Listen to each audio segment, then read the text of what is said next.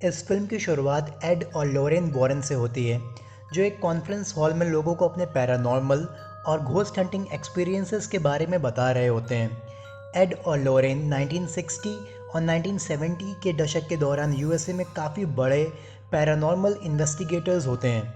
हाल ही में इन्होंने एनाबेला का भी केस सॉल्व किया होता है। एनाबेले के बारे में कहा जाता है कि वो कॉन्जरिंग वर्ल्ड यानी कि काले जादू की दुनिया से आई है। ये दोनों डिमोनोलॉजी में एक्सपर्ट होते हैं। डिमोनोलॉजी एक नॉन साइंटिफिक स्टडी है जिससे डीमंस यानी कि शैतान को काबू करके भगाया जा सकता है। ये फिल्म एक रियल स्टोरी है और ये किस्सा है 1971 में पेरेन फैमिली के साथ हुई कई भयानक घटनाओं और उनकी मदद करने पहुंचे एड और लॉरेन वॉरेन का। अब यहाँ से सीन शिफ्ट होता है पेरेन फैमिली पर, जहाँ रॉजर पेरेन और कैरोलिन पेरेन अपने 5 बच्चियों के साथ अमेरिका के रोड आइलैंड में अपने एक फार्म हाउस पर शिफ्ट होते हैं। अब जब ये लोग अपना सारा सामान घर में शिफ्ट कर रहे होते हैं, तब इनकी फीमेल डॉग सैडी घर के अंदर नहीं आ रही होती है। रॉजर उसको अंदर लाने की कोशिश भी करता है, पर वो घर के अंदर नहीं आती, मानो उसने कुछ ऐसा देख लिया है जिससे उसे काफ़ी डर लग रहा है। इनके फार्म हाउस के पास में एक झील होती है और झील के किनारे एक बहुत बड़ा पेड़ होता है। इनकी सबसे छोटी बेटी अप्रैल को वहाँ पर एक खिलौना मिलता है जिसे पाकर वो काफ़ी खुश हो जाती है।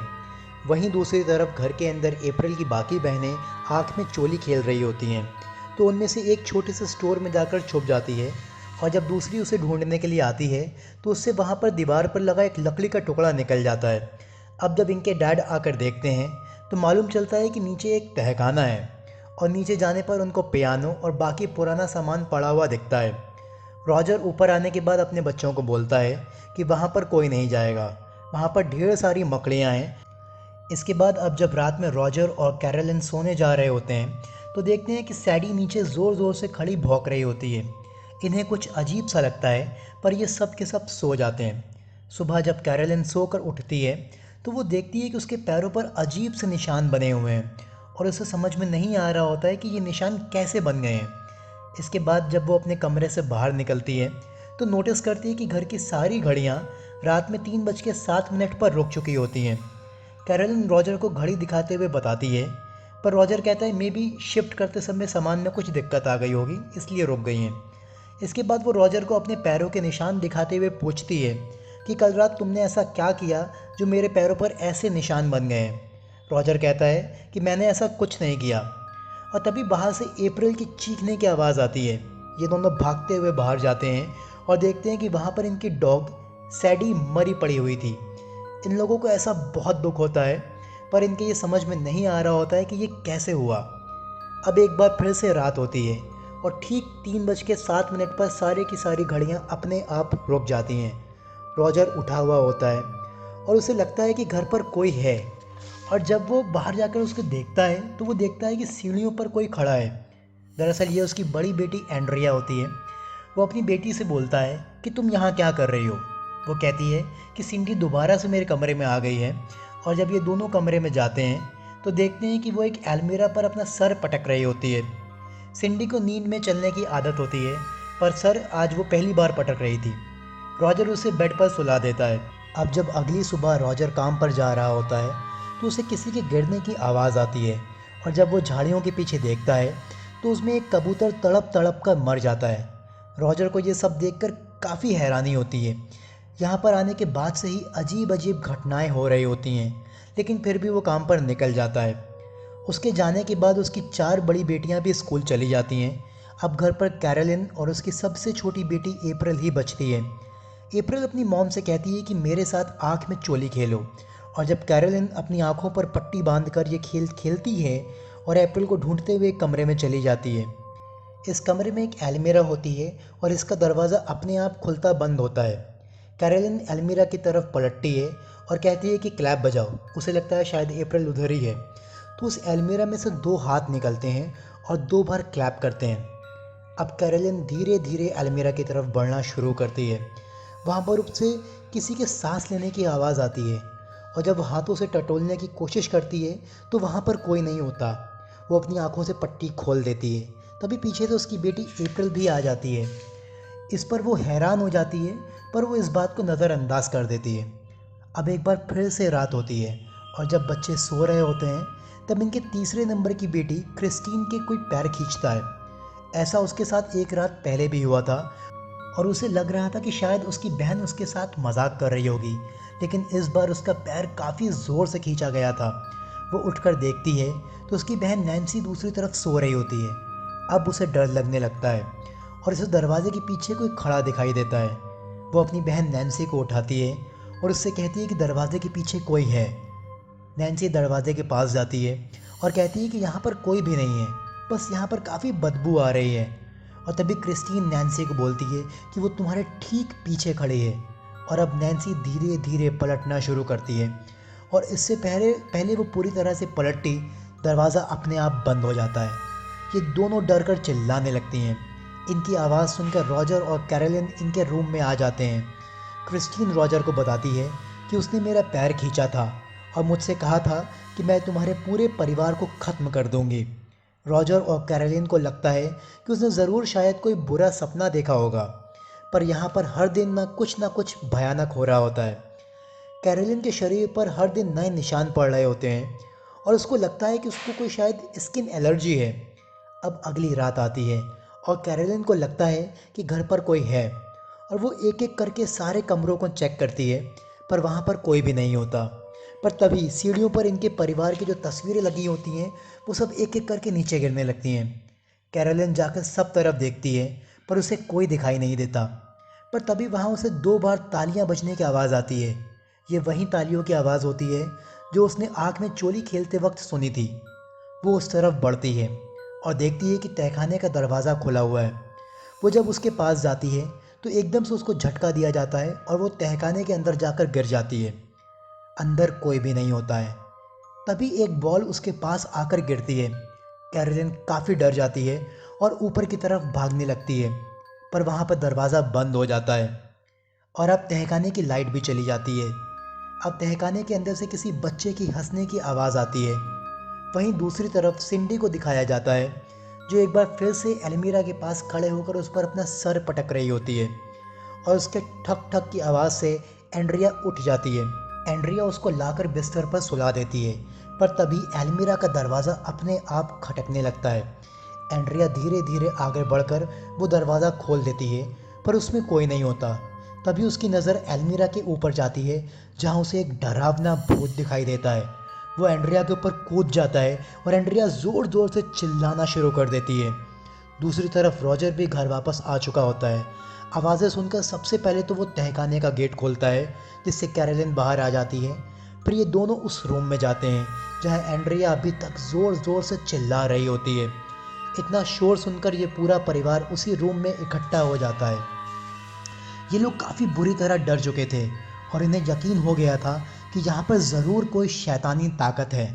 अब अगली सुबह कैरोलिन एड और लॉरेन से मिलने जाती है और उनसे रिक्वेस्ट करती है कि आप हमारे घर आइए, हमें आपकी मदद की ज़रूरत है, हम लोग बहुत डरे हुए हैं। अब एड और लॉरेन इसके बाद इनके घर पर पहुंच जाते हैं। वहां पहुंचने पर इन्हें बताया जाता है कि रात को यहाँ पर काफ़ी गंदी बदबू आती है। दरवाजे से ठक ठक की आवाज़ आती है। घर की सारी घड़ियाँ रात में 3:07 पर रुक जाती हैं और हमारी फ़ोटोज़ दीवार से नीचे गिरने लगती हैं। हमारे घर में एक तहखाना भी है। अब ये सब के सब तहखाने में जाते हैं। तहखाने में जाते ही लोरेन को किसी के चीखने और चिल्लाने की आवाज़ आने लगती है। वो इन्हें बताती है कि यहाँ पर कभी एक बहुत दर्दनाक हादसा हुआ था। इसके बाद एड और लोरेन रॉजर से पूछते हैं कि जब ये जगह इतनी भयानक है तो तुम यहाँ से कहीं और शिफ्ट क्यों नहीं हो जाते। रॉजर बताता है कि उसके पास जितने भी पैसे थे वो सब के सब उसने इस घर पर लगा दिए। ये घर उसने एक नीलामी में ख़रीदा था, इसलिए उसको उसके पुराने ओनर का नाम पता कुछ भी नहीं मालूम है। एड इनसे बहुत सारे सवाल पूछता है और ये सारे के सारी बातें रिकॉर्ड करता है। दूसरी तरफ लोरेन अप्रैल से वो खिलौना लेकर देख रही होती है। तभी उसको शीशे में पीछे कोई दिखता है, पर जब वो मुड़कर देखती है तो कोई नहीं होता।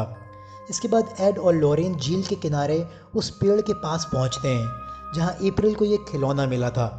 लोरेन को यहाँ कुछ ऐसा दिखता है जिससे वो काफ़ी ज़्यादा घबरा जाती है। अब ये दोनों अंदर आते हैं और रॉजर और कैरोलिन को बताते हैं कि हमें आपके घर को पवित्र करना होगा।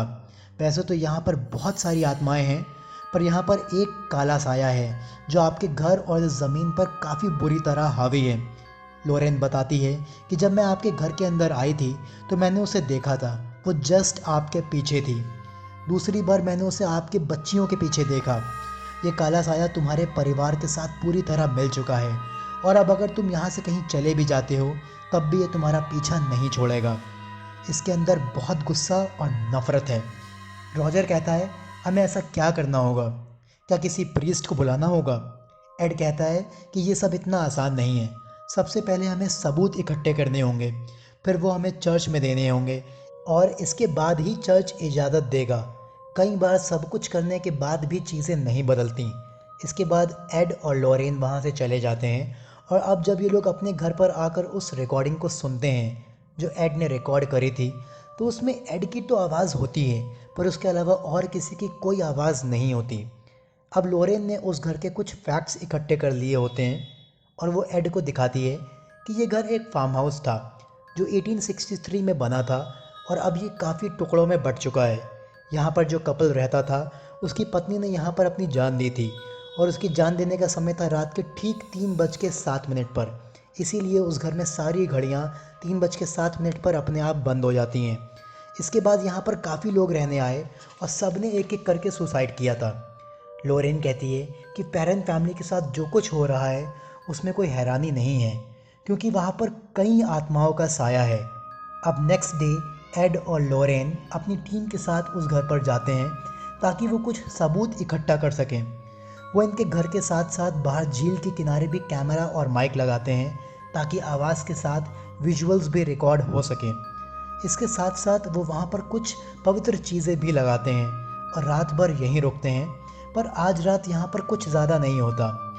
अब जब अगली सुबह लोरेन बाहर होती है तो वो देखती है कि हवा में कुछ बदलाव शुरू हो जाते हैं।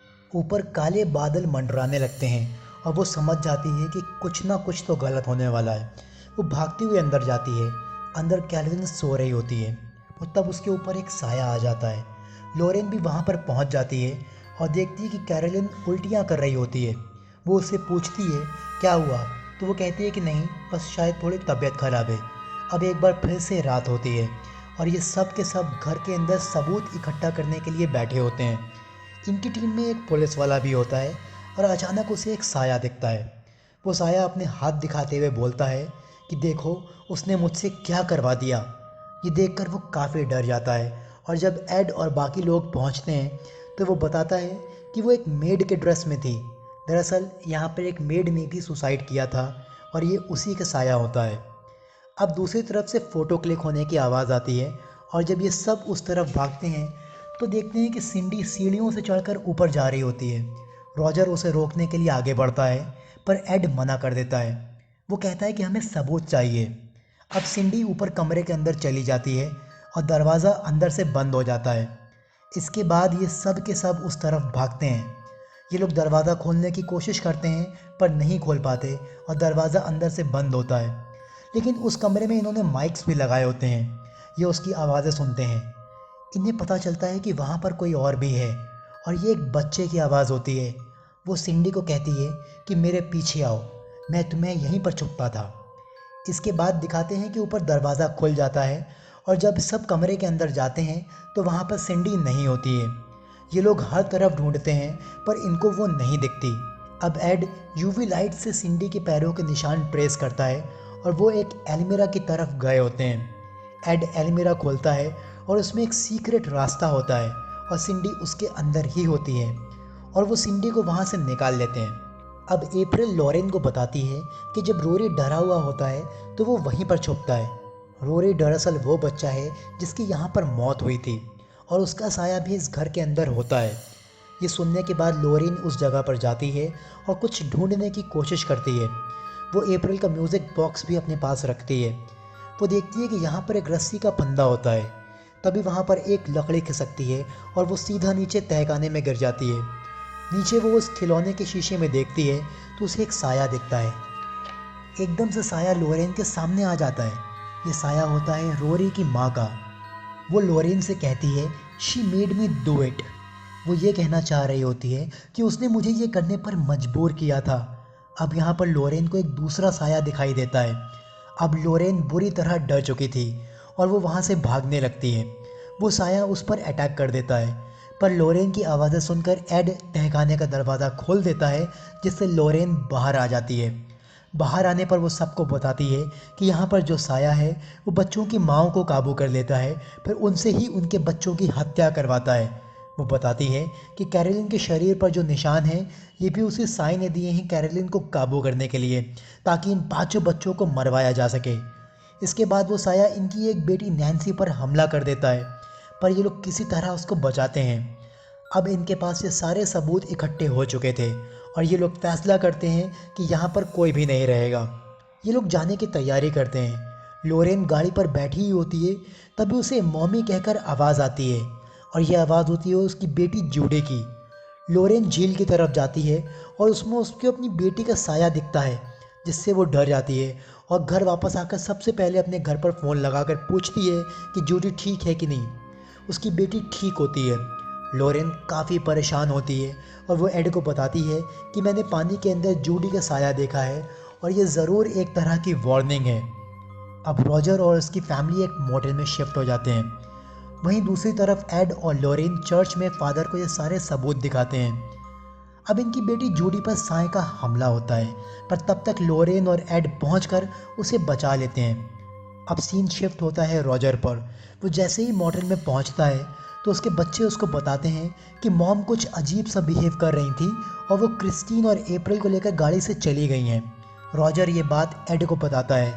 एड कहता है कि तुम घर पहुंचो, हम लोग भी वहीं पर आ रहे हैं। अब जब ये सब के सब घर पहुंचते हैं तो कैरोलिन अपने बच्चों के साथ तहखाने में होती है और वो अपने बच्चों को मारने वाली होती है, पर तब तक ये वहाँ पर पहुँच गए थे और उसे रोक लेते हैं।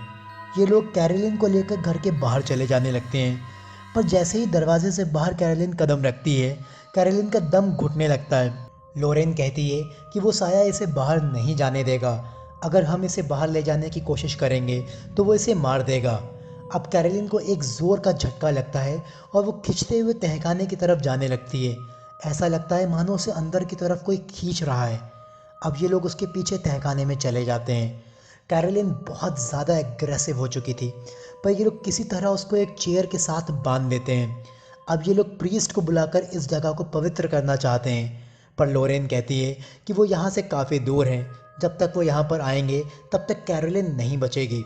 एड कहता है कि प्रीस्ट की जगह मैं ये काम करने को तैयार हूँ, हालांकि ये काफ़ी रिस्की है, पर फिर भी मैं इसे करूँगा। पर वो चाहता है कि लोरेन इस काम में उसके साथ यहाँ पर ना रहे, क्योंकि ये पहले भी कभी हो चुका था और इससे लोरेन काफ़ी दिक्कत में आ चुकी थी। लोरेन कहती है कि मैं यहीं रहूँगी, ईश्वर हम सब के साथ है। वो एड को पवित्र किताब देती है और एड उसे पढ़ना शुरू कर देता है। एड की किताब पढ़ते ही यहाँ पर अजीबोगरीब चीज़ें होना शुरू हो जाती हैं। वहाँ का सारा सामान इधर उधर गिरने लगता है। घर के चारों तरफ कौवे मंडराने लगते हैं और जिस कुर्सी पर कैरोलिन बैठी होती है वो हवा में उड़ जाती है और उल्टी हो जाती है। पर एड अभी भी वो किताब पढ़ रहा होता है। कुर्सी नीचे गिर जाती है और कैरोलिन फ्री हो जाती है, लेकिन वो कैरोलिन को पकड़ लेते हैं। यहाँ पर कैरोलिन ने अप्रैल को नीचे एक जगह छुपाया होता है और जैसे ही वो आज़ाद होती है वो उस तरफ भागती है उसको जान से मारने के लिए। अब ये लोग भी अप्रैल को बचाने के लिए भागते हैं। कैरोलिन एक कैंची से अप्रैल को मारने ही वाली होती है, तभी एड ज़ोर से बैथशेबा बोलता है।